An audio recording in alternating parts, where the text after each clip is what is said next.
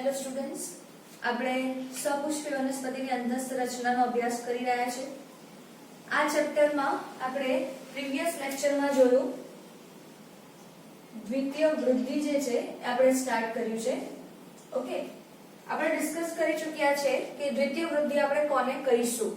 તો જ્યારે પ્રાથમિક જલવાહક અને અન્નવાહકની વૃદ્ધિ થઈ જાય છે, વનસ્પતિની લંબાઈમાં વધારો થઈ જાય છે, એના પછી આપણને જે રચના જોવા મળે છે કે જે ઘેરાવામાં એટલે કે જાડાઈમાં વધારો કરે છે, એને આપણે વનસ્પતિની દ્વિતીય વૃદ્ધિ તરીકે આપણે ઓળખીએ છીએ. દ્વિતીય વૃદ્ધિની અંદર આપણે ઓલરેડી એક વસ્તુ જોઈ લીધી હતી, જેમાં આપણે જોયું વાહ્યતા. આપણે શું જોયું બેટા? વાહ્યતા. વાહ્યતાની અંદર એક તો આપણે જોઈ લીધું કે એધા વલયની રચના. ઓકે, તો એધા વલયની રચના માટે આપણે ઓલરેડી જોઈ ચૂક્યા છે બેટા. શું જોયું છે આની અંદર આપણે? અંતઃપુલીય એધા અને આંતરપુલીય એધા. ક્લિયર? અંતઃપુલીય એધા અને આંતરપુલીય એધા. આપણે અંતઃપુલીય એધા આપણને ક્યાં જોવા મળે છે? પ્રાથમિક જલવાહક અને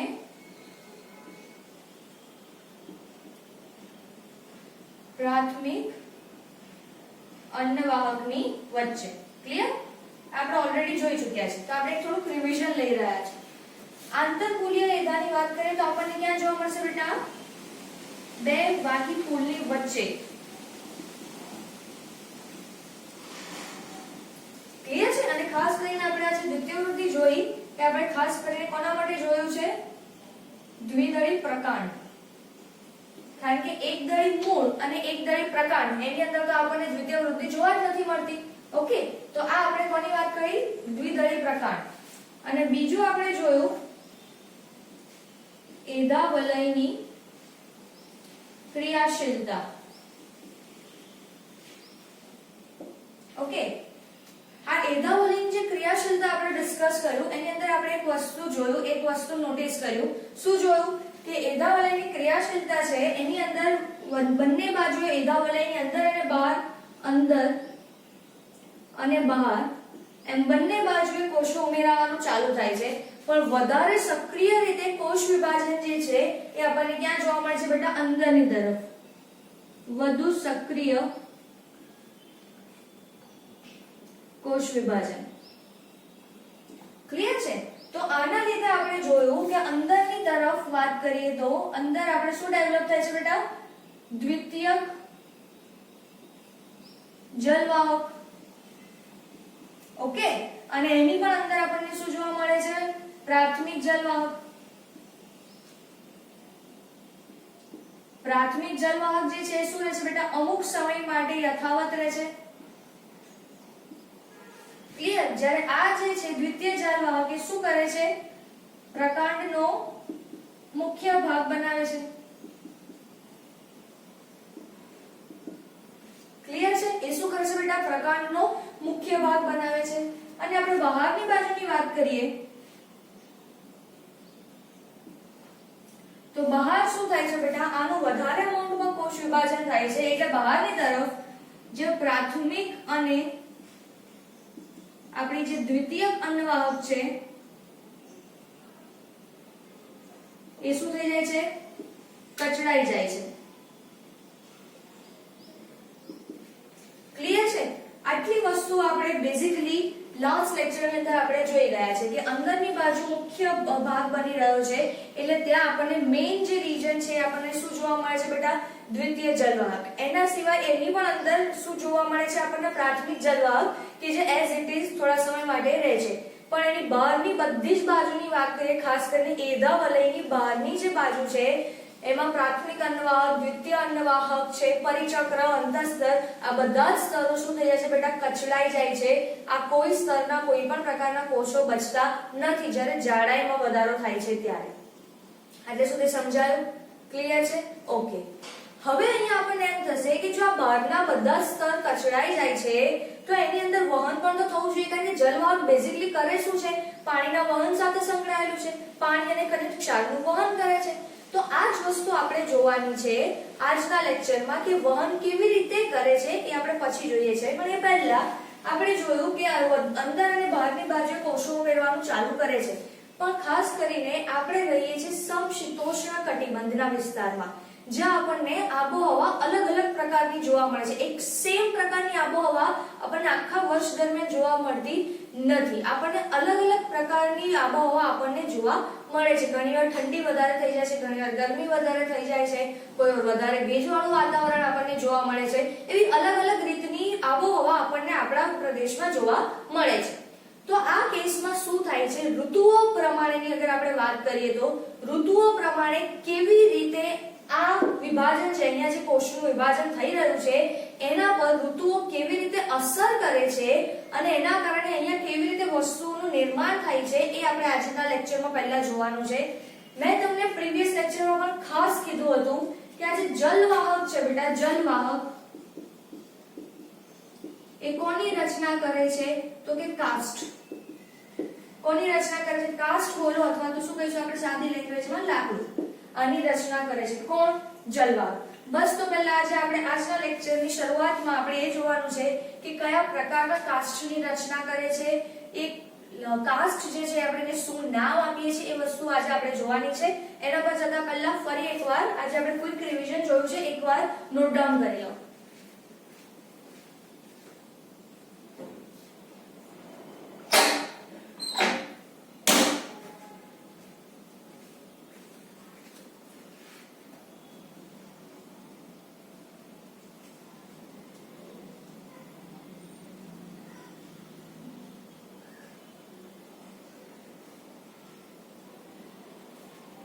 ઓકે, ચલો હવે આપણે આમાં આગળ કન્ટિન્યુ કરીએ છીએ.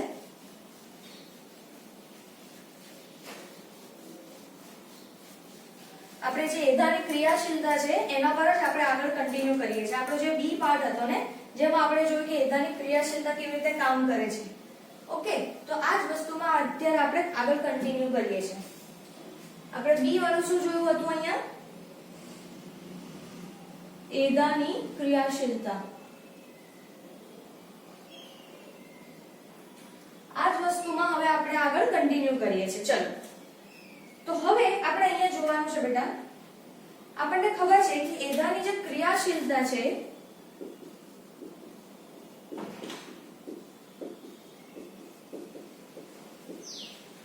એ જે છે પર્યાવરણીય અને આબોહવાકીય પરિબળો દ્વારા નિયમન પામે છે. કોના દ્વારા? પર્યાવરણ અથવા તો આબોહવામાં જે ચેન્જીસ થાય છે એના પ્રમાણે એ પરિબળો દ્વારા એનું આ જે ક્રિયા છે એધાની ક્રિયાશીલતા એનું શું થાય છે બેટા? નિયમન થતું આપણને જોવા મળે છે. હવે આપણે ખાસ વાત કરીએ સમશીતોષ્ણ કટિબંધમાં.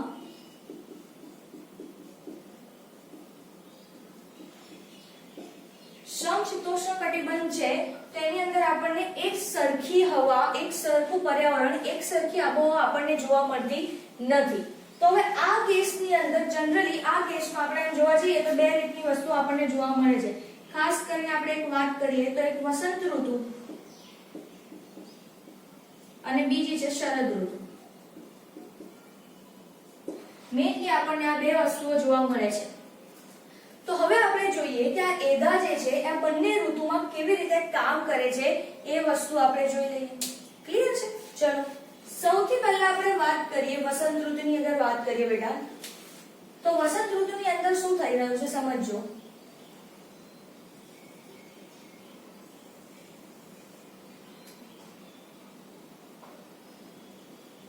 વસંત ઋતુના કેસમાં શું થઈ રહ્યું છે? અંદરની બાજુએ અંદરની અગર આપણે વાત કરીએ તો અહીંયા અંદરની બાજુએ શું થાય છે? બહુ વધારે અમાઉન્ટમાં કોષો ઉમેરાતા જાય છે અને વિશાળ અવકાશવાળા જળવાહિનીના ઘટકો બને છે. તો અગર આપણે જોઈએ તો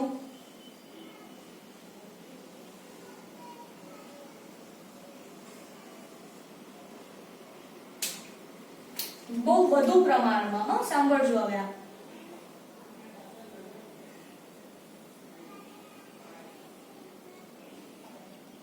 ઓકે, વધુ પ્રમાણમાં અહીંયા શું થાય છે, જલવાહિનીના ઘટકો બને છે. કઈ ઋતુમાં બેટા? વસંત ઋતુમાં. વધારે અમાઉન્ટમાં વધારે મોટા વિશાળ અવકાશવાળા જલવાહિનીના ઘટકો જોવા મળે છે. જ્યારે શરદ ઋતુમાં જે છે એ આની ક્રિયાશીલતા થોડી ઓછી થઈ જાય છે. સમજો આનો કહેવાનો મતલબ શું છે, સમજો, ધ્યાનથી આપણે સમજીએ. જો વસંત ઋતુની વાત કરીએ તો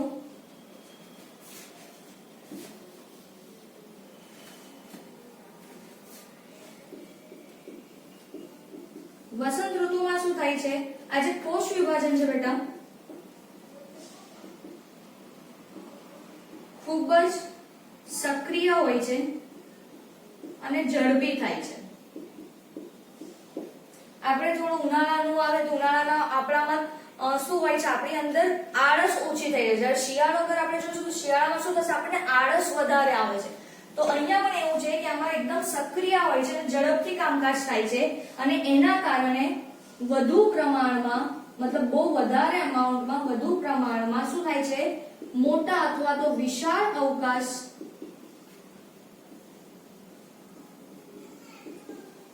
ધરાવતા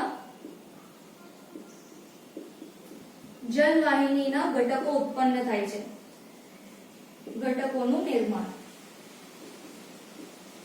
કેવા, વધારે ઉત્પાદન આપણને મળે છે, મતલબ જે વધારે મોટા વિશાળ અને શું કહીએ છીએ આપણે, વધુ પ્રમાણમાં અને વિશાળ અવકાશયુક્ત જલવાહિનીના ઘટકોનું નિર્માણ થાય છે.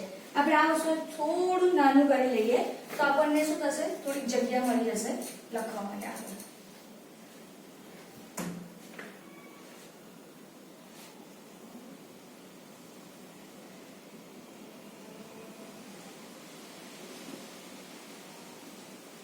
ઓકે, તો હવે આ કેસની અંદર શું થશે બેટા, આપણે વસંત ઋતુની વાત કરીએ તો વસંત ઋતુમાં શું થશે, બહુ મોટા અને વધારે પ્રમાણમાં આપણને શું જોવા મળશે, વિશાળ અવકાશવાળા જલવાહિનીના આપણને ઘટકો જોવા મળશે. ક્લિયર છે? અને ક્યાં? અંદરની બાજુએ. આટલી વસ્તુ ક્લિયર થઈ ગઈ? કેમ? કારણ કે ત્યાં બહુ સક્રિય રીતે વિભાજન પામે છે એટલા માટે. હવે અગર આપણે શરદ ઋતુની વાત કરીએ, ખાસ કરીને શરદ ઋતુમાં, ઓકે, તો શરદ ઋતુની આપણે વાત કરીશું બેટા તો અહીંયા શું થશે, સમજો. શરદ ઋતુમાં આ જે સક્રિયતા અહીંયા વધારે હોય છે તો આ કેવું થઈ જાય છે, અહીંયા ઓછી સક્રિય. જે બહુ જ સક્રિય હતું એની બદલેની સક્રિયતા કેવી થઈ જાય છે, ઓછી. કારણ કે આપણે સમજો ને કે શિયાળાની ઋતુ આવતા આપણને શું લાગે છે, થાક લાગે. થાક કરતા આપણને આળસ વધારે આવે છે. તો અહીંયા પણ એવું થાય છે કે આ એદાની જે ક્રિયાશીલતા છે એદા વલયની, એ કેવી થઈ જાય છે બેટા, ઓછી સક્રિય થઈ જાય છે. વસંત ઋતુની સાપેક્ષે શરદ ઋતુમાં એની ક્રિયાશીલતા કેવી થઈ જાય છે, ઓછી. એના લીધે શું કરે છે, ઓછા અને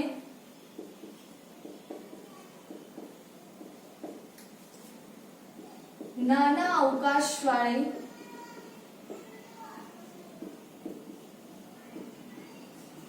જલવાહિનીના ઘટકોનું નિર્માણ કરે છે.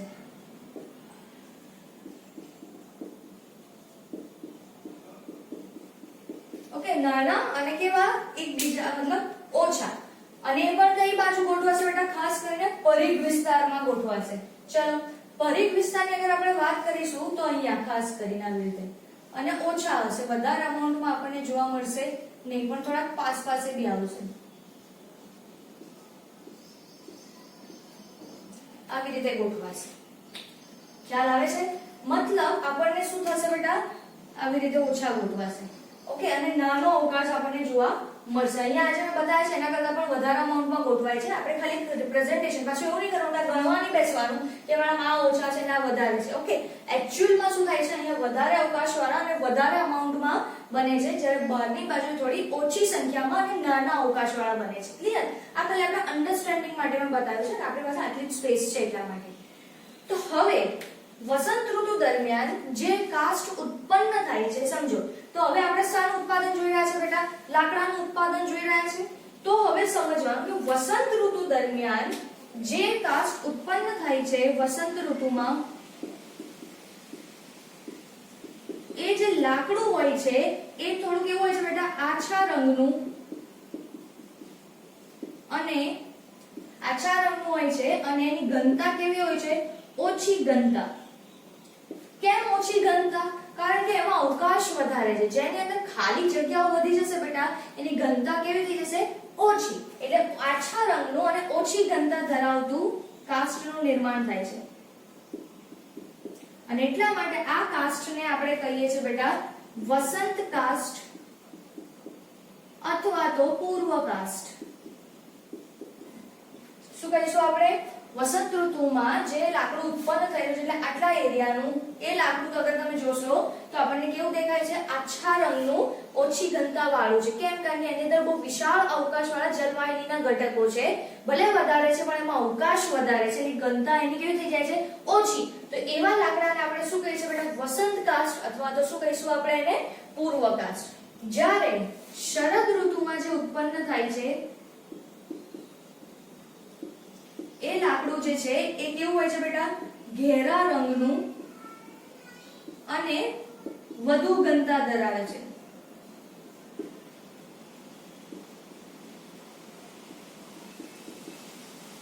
ઓકે, આપ કેમ સમજો? ઘેરા, તમે કોઈ વસ્તુને એકદમ નજીક ગોઠવો તો શું થશે? એ ભલે નાની હશે તો પણ આપણે જોઈશું કે એ આપણને કેવી દેખાશે? ઘાટી દેખાશે, અને એની અંદર અવકાશ ઓછો છે. કોઈ વસ્તુ મતલબ એની અંદર ખાલી જગ્યા ઓછી છે, કંઈક ને કંઈક ભરેલું છે બેટા.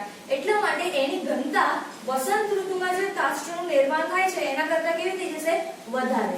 એટલા માટે અહીંયા જે કાસ્ટ બની રહ્યું છે, જે લાકડું બને છે, આપણે એને કહીએ છીએ બેટા શરદ કાસ્ટ અથવા તો આપણે એને કહીશું માજી કાસ્ટ. શું કહીશું આપણે એને? શરદ કાસ્ટ અથવા તો માજી કાસ્ટ. ચલો, ક્લિયર છે? આ વસ્તુ ધ્યાનથી સમજો બેટા. આ નીટ પર્પઝ તો ઇમ્પોર્ટન્ટ છે જ છે, બટ થિયરીમાં બી શરદ કાસ્ટ અને વસંત કાસ્ટ જે છે એનો તફાવત પૂછાઈ શકે છે.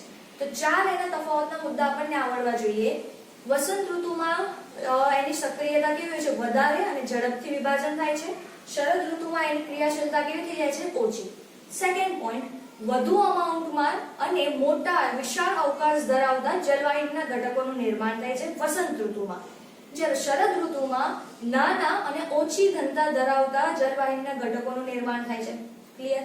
ત્રીજો પોઈન્ટ, વસંત ઋતુમાં જે લાકડું ઉત્પન્ન થાય છે એ આછા રંગનું હોય છે અને એની ઘનતા કેવી હોય છે બેટા? ઓછી. જ્યારે આ બાજુ ઘેરા રંગનું હોય છે અને એની ઘનતા કેવી હોય છે? વધારે. તો આપણે આને શું કહીશું? વસંત કાસ્ટ કહીશું અથવા એને પૂર્વ કાસ્ટ કહીશું. જ્યારે આપણે આને શું કહીશું? શરદ કાસ્ટ અથવા તો આપણે એને શું કહીશું બેટા? માજી કાસ્ટ તરીકે ઓળખીએ છીએ. આપણને આવી રીતની રચના દેખાશે. ખ્યાલ આવે છે? પહેલા આ નોટ ડાઉન કરી લો, કારણ કે પછી એ શરદ અને વસંત કાસ્ટ પ્રમાણે એક એક વસ્તુનું નિર્માણ કરે છે એ મારે એક્સપ્લેન કરવાનું છે. તો પહેલા આ વસ્તુ નોટ ડાઉન કરી લો, કારણ કે પછી આપણે આની અંદર ચેન્જીસ કરવાના છે. તો અગર આપણે આની અંદર લેબલ કરીએ તો આ જે અંદરનું જે બન્યું ને, આ શું થઈ ગયું બેટા? વસંત કાસ્ટ. ઓકે, અને આ જે બન્યું એ શું થઈ ગયું? શરદ કાસ્ટ. ક્લિયર? તો આ એકવાર નોટ ડાઉન કરી લો, પછી આપણે આની સાથે એક નવી વસ્તુ સમજવાની છે, તો આ એકવાર નોટ ડાઉન કરી લો.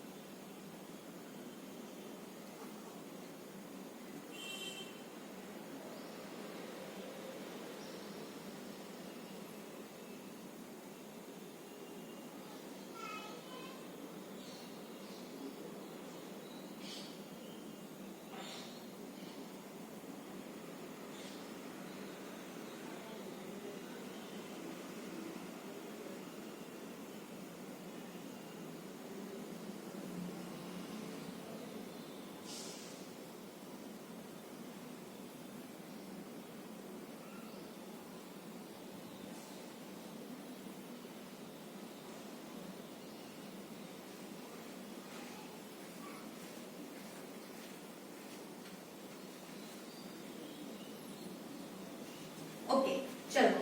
તો હવે આ જ વસ્તુને આ જ ડાયાગ્રામમાં આપણે બીજી એક વસ્તુ સમજવાની છે, જે બહુ ઇમ્પોર્ટન્ટ વસ્તુ છે. ઓકે, ચલો. આપણે આમાં જ એને કન્ટિન્યુ કરવાનું છે.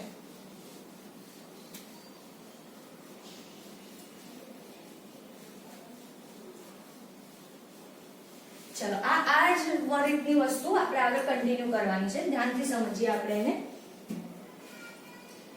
જુઓ આ આપણું લાકડું છે બેટા. ઓકે, એની અંદર શું થઈ રહ્યું છે, પહેલા આપણને શું દેખાય છે, આપણે થોડા અલગ અલગ રિંગ્સ બનાવી દઈએ પહેલા તો.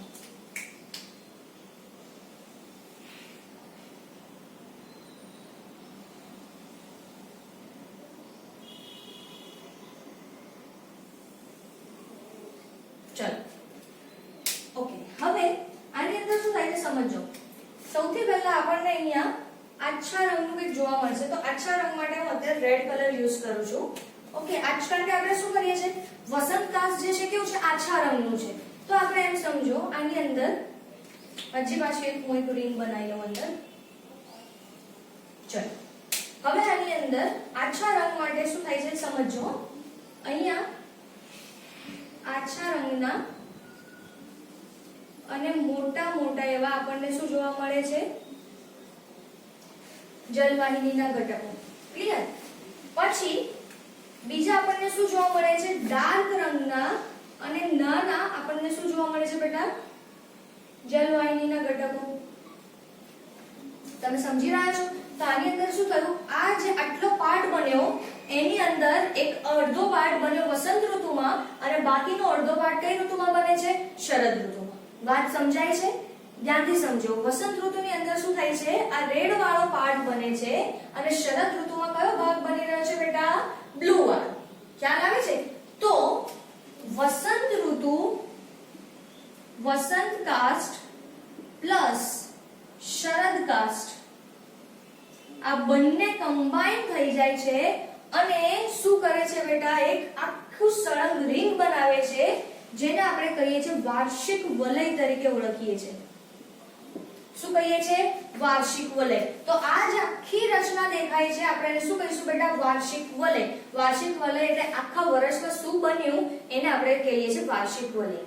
તો અહીંયા એ લોકો શિયાળો, ચોમાસું, ઉનાળો એવી રીતે નથી કર્યું. આને શું સમજ્યા છે બેટા, 6 મહિના વસંત ઋતુ ચાલે છે અને 6 મહિના શરદ ઋતુ પ્રમાણે કામ થાય છે. તો અહીંયા વસંત ઋતુમાં આટલો રેડ પાર્ટ બની ગયો અને શરદ ઋતુમાં બ્લુ વાળો પાર્ટ બની ગયો. ક્લિયર? તો આખા વર્ષ દરમિયાન આટલો ભાગ બન્યો. તો આ જે આખું સળંગ વલય બન્યું બેટા, એ વલયને આપણે શું કહીએ છીએ, વાર્ષિક વલય તરીકે ઓળખીએ છીએ. શું કહીશું આપણે એને, વાર્ષિક વલય. ચલો સેમ વસ્તુ અહીંયા પાછળની બાજુ આગળ આપણે જોઈએ તો અહીંયા પણ એવું થશે. જુઓ આ આપણા પહેલા વસંત ઋતુની અંદર આ બન્યા. ક્લિયર? પછી કઈ ઋતુ આવે છે, શરદ ઋતુ. તો શરદ ઋતુમાં પણ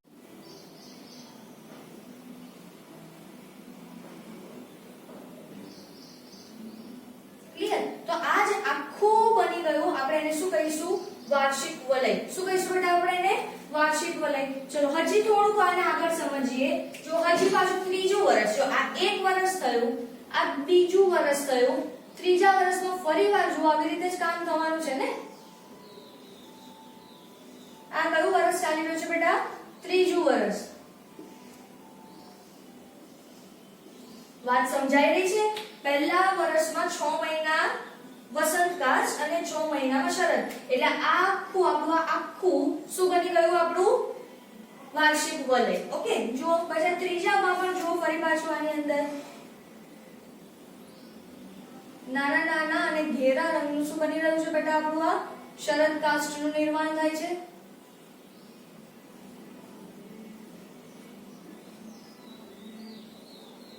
ખ્યાલ આવે છે? તો સમજો આની અંદર શું કહેવા માંગે છે કે આટલું જે લાકડું બન્યું ફર્સ્ટ આ વાળું, આ આખું તમારું શું થયું, પહેલું વાર્ષિક વલય.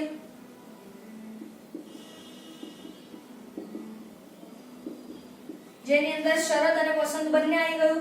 ચલો આ પછી અહીંયાથી આટલું જે બન્યું એ બીજું થયું તમારું સેકન્ડ વાર્ષિક વલય, નેક્સ્ટ યરનું. ક્લિયર? ચલો એના પછી ફરી અગર આપણે આગળ જોઈએ તો આ કયું બન્યું બેટા તમારું, ત્રીજું, થર્ડ વાર્ષિક વલય. ખ્યાલ આવે છે? તો મતલબ આ વાર્ષિક વલય એટલે એની અંદર વસંત કાસ્ટ પણ આવી જશે અને શરદ કાસ્ટ બી આવી જશે. તો દર વર્ષે એક વાર્ષિક વલય બને છે. તો આના પરથી સમજ પડે છે વાર્ષિક વલય દ્વારા આપણને વનસ્પતિનું આયુષ્ય ખબર પડે છે. આયુષ્ય બોલો અથવા તો વનસ્પતિની ઉંમર જાણી શકાય છે. કોની મદદથી બેટા? વાર્ષિક વલયની મદદથી. જો ખ્યાલ આવે છે? તો જ્યારે પણ એની અંદર આ બંને વસ્તુ કન્સિડર કરવાના, તો જ આપણે એક આખા વર્ષની ગણતરી કરી શકીશું. જો આપણે ખાલી વસંતકાળ કરીશું તો નથી કામનું, એટલું શરત લઈશું તો પણ કામનું છે નહીં. તો અહીંયા આપણે આને લેબલિંગ કરીએ તો પણ ખબર પડી જશે. રેડ વાળું બતાવ્યું છે તો એ છે વસંતકાળ,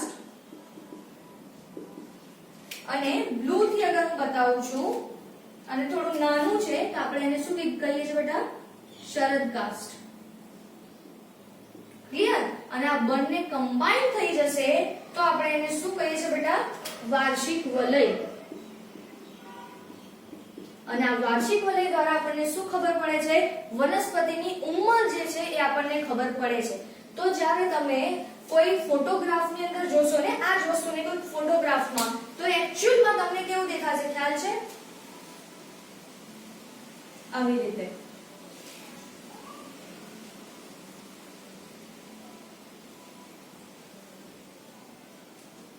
આવું દેખાય છે. બહારનું તમને થોડું ડાર્ક દેખાય છે અને બિલકુલ એની અંદર જ તમને થોડું લાઇટ કલરનું દેખાય છે.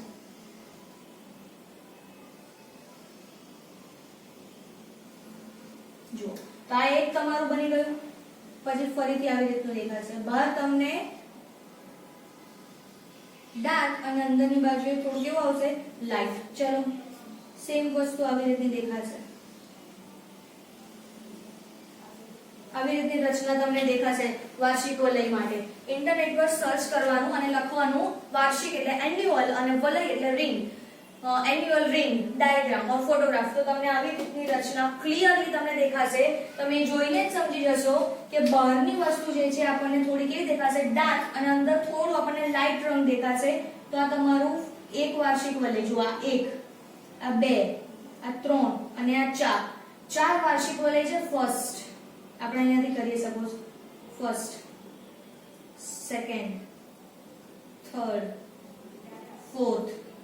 ચાર શું છે આની પાસે? વાર્ષિક વલય. આ વનસ્પતિનો આ એજ છે, એની ઉંમર કેટલી થઈ બેટા? 4 વર્ષ.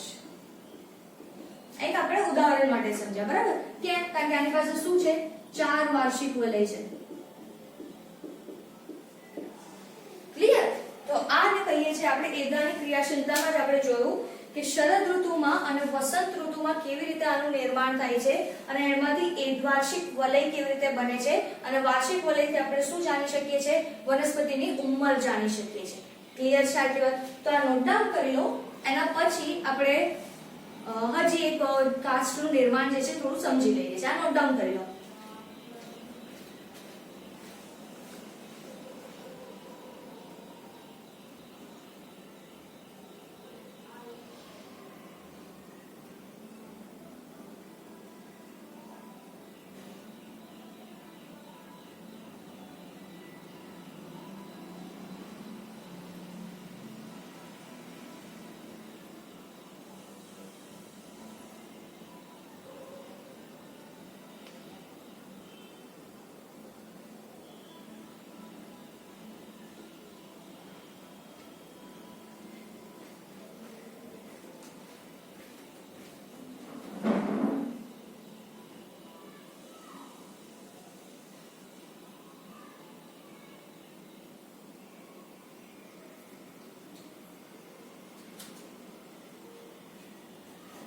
ચલો આટલું ક્લિયર છે? ઓકે. હવે આપણે આગળ કન્સિડર કરીએ નવી રીતની રચનામાં. આપણે અહીંયા વાર્ષિક વલય પણ જોઈ લીધું. ઓકે.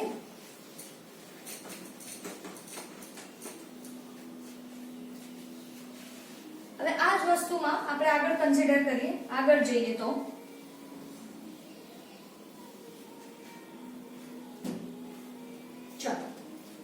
હવે સપોઝ ધ્યાનથી સાંભળજો.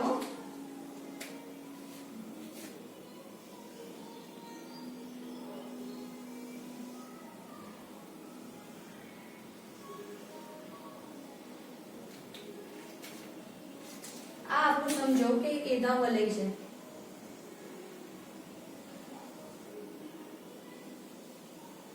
શું છે? એધા વલય.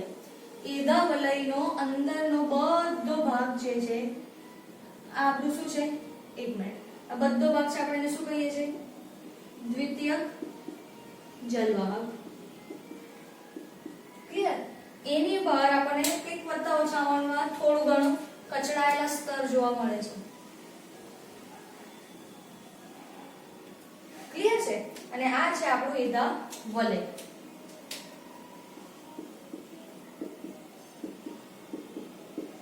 બેટા આ વસ્તુ બહુ ક્લિયર સમજો.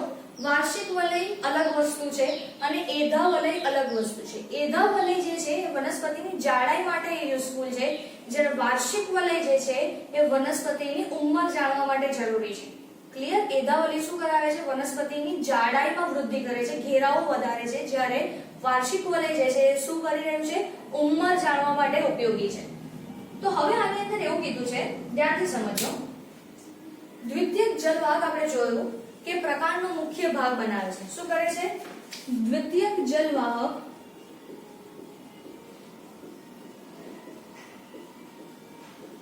પ્રકાંડનો મુખ્ય ભાગ બનાવે છે.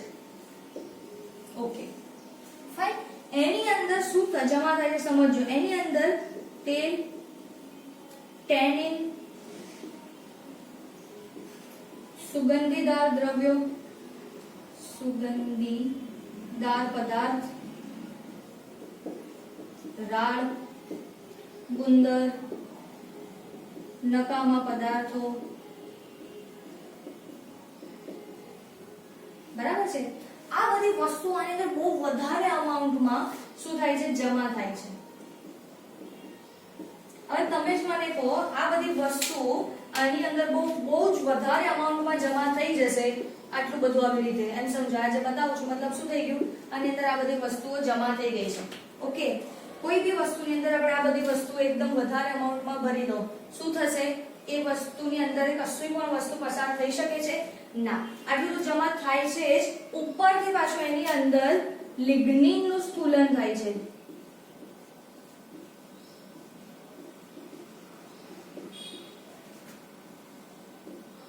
ખૂબ અથવા વધારે સ્થૂલન જોવા મળે છે. આટલું બધું એની અંદર જમા થઈ ગયું છે, આટલા ભાગની અંદર, આટલા ભાગમાં. તો હવે આ જે ભાગ છે બેટા, આ જે આટલો ભાગ છે એ શું કરશે બેટા? રોગકારકો, એટલે કે રોગકારકો એટલે જીવાતો સામે શું કરશે? પ્રતિરોધક બનશે. એટલે જીવાતો એની અંદર એડ થઈ શકશે નહીં. આ ભાગમાં કોઈ ચેપ લગાડી શકશે ના. સાથે સાથે આ કેમ? કારણ કે આ ભાગ શું બની ગયો છે? એકદમ મજબૂત અને ટકાઉ બની ગયો છે. આની અંદર આપણે આટલી બધી વસ્તુઓ ભર કરી છે, એટલે આ જે આટલું વચ્ચેનું જે લાકડું છે બેટા, આ લાકડું એકદમ મજબૂત બની ગયું છે, એકદમ ટકાઉ, અને એમાં કોઈ પણ રોગકારક કે જીવાતોનો ચેપ લાગશે નહીં, કોઈ ઇન્ફેક્શન નહીં લાગે. તો એના કારણે આમાં આટલી બધી વસ્તુઓ પાછી જમા છે, તો આપણે શું કહીશું કે આ જે છે શું કરશે? પાણીનું વહન કરી શકશે નહીં.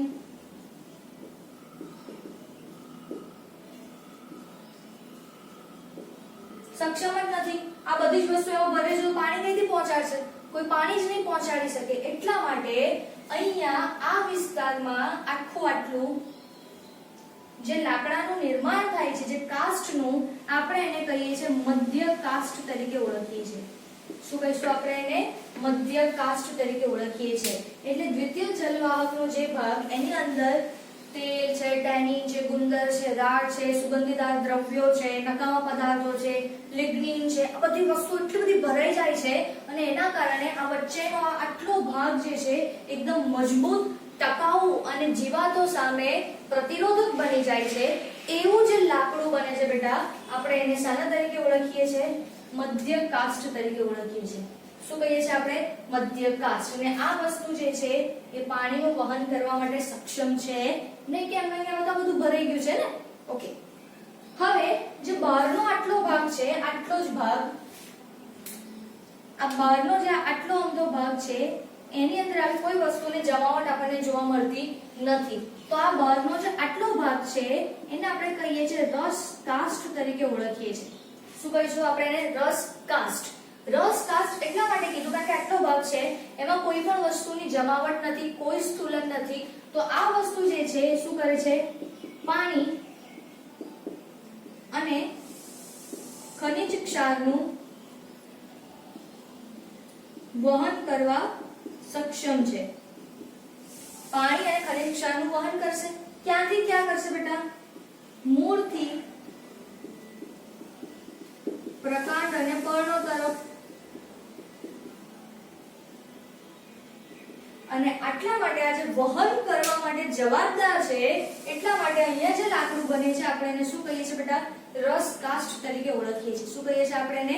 રસ કાસ્ટ. તો આ વસ્તુ અહીંયા ઇમ્પોર્ટન્ટ છે કે આની અંદર વચ્ચે આ વસ્તુઓની જમાવટ થઈ જશે એટલે આ લાકડું જે છે કોઈ પણ વસ્તુ પસાર કરી શકશે નહીં. પણ હા, ત્યાં કોઈ પણ જીવાણુ અગર આવશે તો એનું ઇન્ફેક્શન આને લાગશે નહીં. તો આપણે આને શું કહીએ છીએ બેટા? મધ્ય કાસ્ટ તરીકે ઓળખીએ છીએ. જો કેટલું બધું વિશાળ અમાઉન્ટમાં આપણને જોવા મળે છે. અને બહારની બાજુ થોડોક પોર્શન છે પણ એ કેવું છે? પાણી અને ખનિજ ક્ષારનું વહન કરવા માટે સક્ષમ છે લાકડું. એટલે આપણે એને શું કહીએ છીએ બેટા? રસ કાસ્ટ તરીકે આપણે એને ઓળખીએ છીએ. તો આ વસ્તુ અહીંયા નોટ ડાઉન કરી લો, પછી આપણે એક બે વાત છે આગળ ડિસ્કસ કરી લઈએ.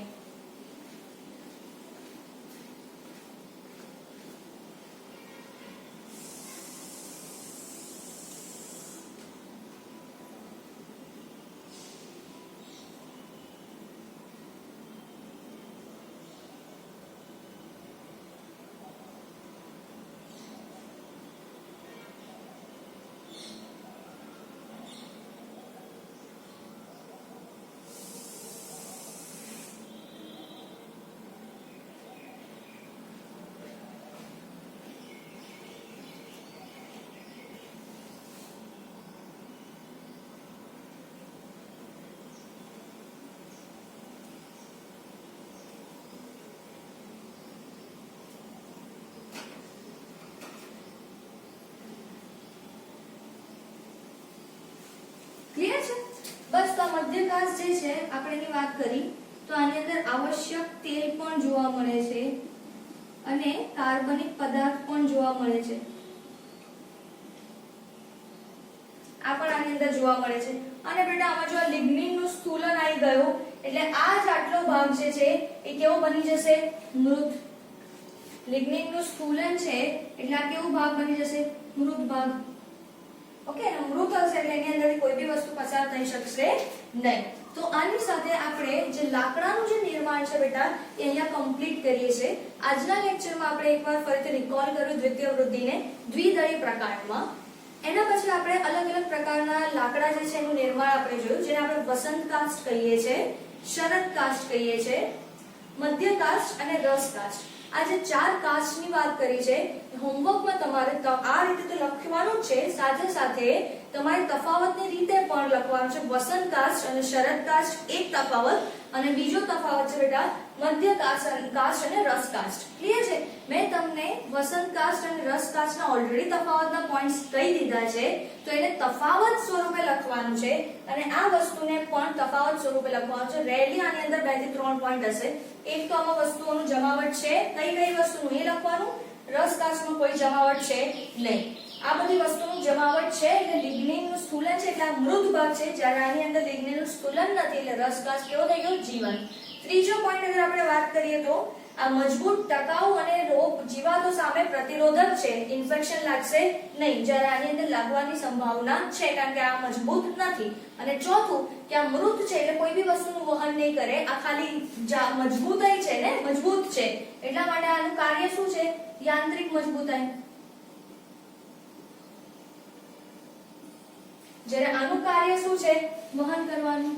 ઓકે, તો આ જે છે એના તફાવતના પોઈન્ટ છે પણ આપણે ડિસ્કસ કરી લીધા છે. તો હોમવર્કમાં તમારે આ બંને વસ્તુના તફાવત લખવાના છે. તો આપણે આની સાથે આપણો જે લેક્ચર છે અહીંયા કમ્પ્લીટ કરીએ છીએ.